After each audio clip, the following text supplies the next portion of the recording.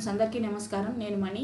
అల్లం పచ్చడి చింతపండు వాడకుండా పచ్చి మామిడికాయలతో తయారు చేసి చూపించబోతున్నాను. తీయగా, పుల్లగా, కారంగా చాలా రుచిగా ఉంటుంది. అన్ని టిఫిన్స్ లోకి చాలా బాగుంటుంది. నిలువ కూడా ఉంటుంది. చాలా సింపుల్ ప్రాసెస్, తక్కువ టైంలో చేసుకోవచ్చు. మరి చూసేద్దామా? ముందుగా మట్టి లేకుండా కడిగి పెట్టుకున్న అల్లం 100 గ్రాములు, పుల్లగా పచ్చిగా ఉన్న మామిడికాయలు 2, బెల్లం తీసి పెట్టుకోవాలి. అల్లానికి తొక్క తీసుకుని చిన్న ముక్కలుగా కట్ చేసుకుని పెట్టుకోవాలి. ఇది 1 కప్పు తీసుకోవాలి. ఇలా కడిగి ఆరబెట్టుకున్న మామిడికాయల తొక్కు తీసి చిన్న ముక్కలుగా కట్ చేసుకున్నవి 4 కప్పులు కొలిచి పక్కన పెట్టుకోవాలి.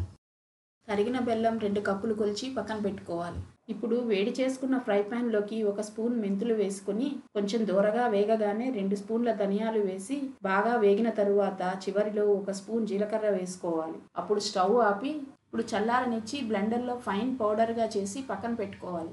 అదే ఫ్రై ప్యాన్ వేడి చేసుకుని కొలిచి పెట్టుకున్న 1 కప్పు ఆయిల్లో కొద్దిగా ఆయిల్ ఫ్రై ప్యాన్లో వేసి అల్లం వేసుకుని లైట్గా వేయించుకోవాలి తడిపోవటానికి.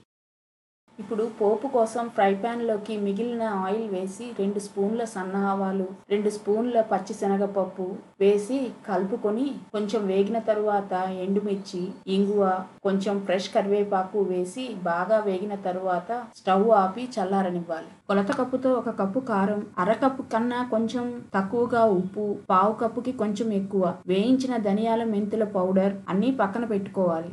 ఒక బ్లెండర్లోకి వేయించిన అల్లం ముక్కలు, కొన్ని మామిడి ముక్కలు వేసి మెత్తని పేస్ట్ లాగా బ్లెండ్ చేసుకుని ఒక బేసిన్లోకి తీసుకోవాలి. ఇలా మిగిలిన ముక్కలన్నిటినీ పేస్ట్ చేసుకున్నాక వేయించిన మెంతులు, ధనియాల పొడి, కారం, పసుపు, బెల్లం తరుగు, 1 స్పూన్ ఉప్పు వేరు చేసుకుని మిగతాది పేస్ట్లోకి వేసుకుంటున్నాను. ఇలా అన్ని ఒకసారి కలిపేసుకున్నాక బ్లెండర్లోకి కొంచెం కొంచెం వేసుకుని స్మూత్ పేస్ట్ లాగా చేసుకుంటే అన్ని పొడులు బాగా మిక్స్ అవుతాయి. బ్లెండ్ చేసుకున్న పచ్చడిని ఒక బేసిన్లోకి వేసుకుని చల్లారిన పోపు వేసి కలుపుకొని రుచి చూసుకొని ఉప్పుని అడ్జస్ట్ చేసుకోవాలి. నేను 1 స్పూన్ మిగిలిన ఉప్పుని వేసి కలుపుకుంటున్నాను.